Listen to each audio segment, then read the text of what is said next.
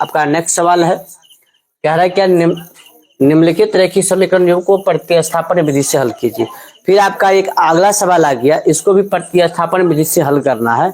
क्या है, S minus T बराबर 3 एस बट्टा 3 प्लस टी बट्टे 2 है। ठीक है, इसको बनाने के लिए आप क्या करेंगे, तो कहिए सर इससे पहले जो समीकरण दिया गया था वो आपका व्यापक रूप में था, लेकिन ये जो दिया गया है ये आपका व्यापक रूप में नहीं है।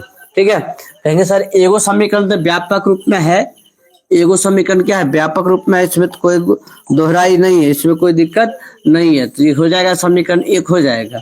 लेकिन आपका 2 नंबर में जो दिया गया है ये आपका क्या व्यापक रूप में नहीं है, तो इसको व्यापक रूप में लाने के लिए, स्टैंडर्ड फॉर्म में लाने के लिए तो कहेंगे सर एस बट्टा 3 प्लस टी बट्टा 2 हो जाएगा बराबर 6 हो जाएगा। ठीक है, उसके बाद आप क्या करेंगे, तो कहेंगे इसके बाद करेंगे 3 और 2 का एलसीएम आएगा आपका 6 आएगा। कितना आएगा, 6 आएगा। 6 में 3 से भाग देंगे 2 गुना एस करेंगे, ये आपका 2s होगा, अब प्लस 2 से भाग दीजिए 3 और 3 गुना टी कर देंगे तो ये आपका हो जाएगा 3t बराबर जो हो जाएगा आपका 6, नहीं कुछ तो बट्टा में क्या हो जाएगा 1 हो जाएगा। अब सर आप कोना कोनी गुना कीजिए, क्या कीजिए, कोना कोनी गुना करेंगे। जब आप कोना कोनी गुना करेंगे, 1 से गुना करेंगे इसको, तो ये आपका 2s होगा प्लस 3t होगा बराबर 6 गुना 6, ये आपका हो जाएगा 36। अब ये समीकरण 2 हो गया। क्या हो गया, समीकरण 2 हो गया। अब इसको आप क्या करेंगे, प्रतिस्थापन से सॉल्व करेंगे। तो कहिए सर समीकरण 1 और 2 को पहले एक जगह क्या कीजिए, लिख लीजिए। क्या कीजिए, एक जगह आप लिख लीजिए। तो समीकरण 1 क्या है, तो एस माइनस टी बराबर जो है आपका सर 3 है, जो कि समीकरण 1 हुआ। समीकरण 2 क्या निकाले हैं आप लोग, 2s प्लस 3t बराबर में सर 36 है। क्या है, 36 है। ये समीकरण आपका 2 हो जाएगा। क्या हो जाएगा, समीकरण 2 हो जाएगा। ठीक है, अब समीकरण 1 और 2 हो गया। उसके बाद जो है हम लोग क्या करेंगे, दोनों समीकरण को पहले, दोनों समीकरण में से आपको पहला समीकरण लेके चलना है। कौन सा समीकरण लेके चलना है, पहला समीकरण लेके चलना है। यहाँ पर आपको लिखना होगा समीकरण 1 से। क्या लिखेंगे, कहेंगे समीकरण 1 से, समीकरण 1 से। जब आप समीकरण 1 को पहले आपने लिखा है तो समीकरण 1 को उतारना भी पड़ेगा आपको। तो कहेंगे सर एस माइनस टी बराबर 3 हो जाएगा। एस माइनस टी बराबर क्या हो जाएगा, 3 हो जाएगा।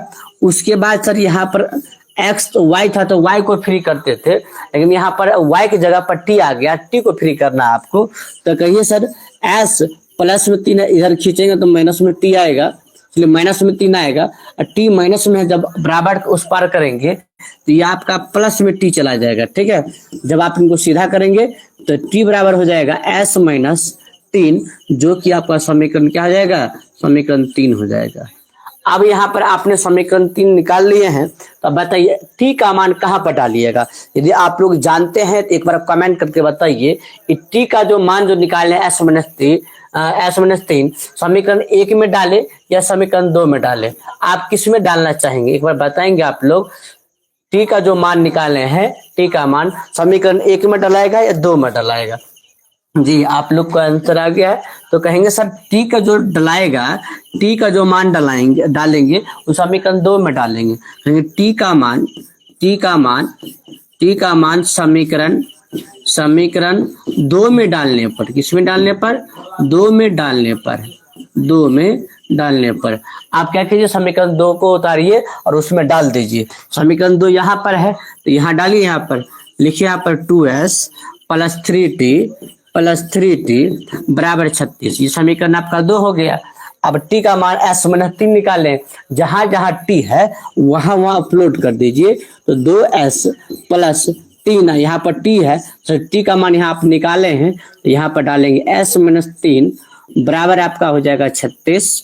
अब इसके बाद करेंगे 2s प्लस, ढकलेंगे 3 को अंदर, जब अंदर आप पुश करेंगे ये आपका क्या 3 गुना s जो हो जाएगा, ये आपका क्या हो जाएगा 3s हो जाएगा, माइनस हो जाएगा 3 गुना 3 करेंगे तो क्या होगा, 3 गुना 3 जो करेंगे ये आपका 9 हो जाएगा, बराबर जो होगा आपका 36 होगा। ठीक है, उसके बाद जो आप करेंगे क्या करेंगे, तो कहेंगे इसके बाद सर 2s और 3s कितना हो जाएगा बताइए आप लोग, 5s कितना होगा, 5s माइनस 9 बराबर जो हो जाएगा आपका 36 होगा। तो कहेंगे सर 5s बराबर जो होगा 36, ये माइनस में 9 है, जब बराबर को उस पार करेंगे तो क्या हो जाएगा, प्लस में 9 हो जाएगा। क्या हो जाएगा, प्लस में 9 हो जाएगा। तो कहेंगे सर यहां से आप निकालिए 5s बराबर 36 9 कितना हो जाएगा, 45 हो जाएगा। कितना होगा, 45। तो कहेंगे सर यहां से निकालेंगे s बराबर 45 बट्टा 5, 5 एकम 5, 5 नमा 45। s बराबर आपका हो जाएगा कितना, s बराबर जो हो जाएगा वो आपका 9 हो जाएगा। क्या हो जाएगा, s बराबर आपका 9 हो जाएगा। अब कहीं सर एगो तो आंसर निकल गया है, मान 3 में डालेंगे तो समीकरण 3 कहाँ है, तो यहाँ है। कहीं सर t बराबर जो हो जाएगा s माइनस 3 होगा, यही समीकरण 3 है। यहाँ से उठाया समीकरण 3 को यहाँ पर रख दिया। ये अगर लिखना चाहे यहाँ पे तो लिख सकते हैं और अच्छा रहेगा। तो कहेंगे क्या सर,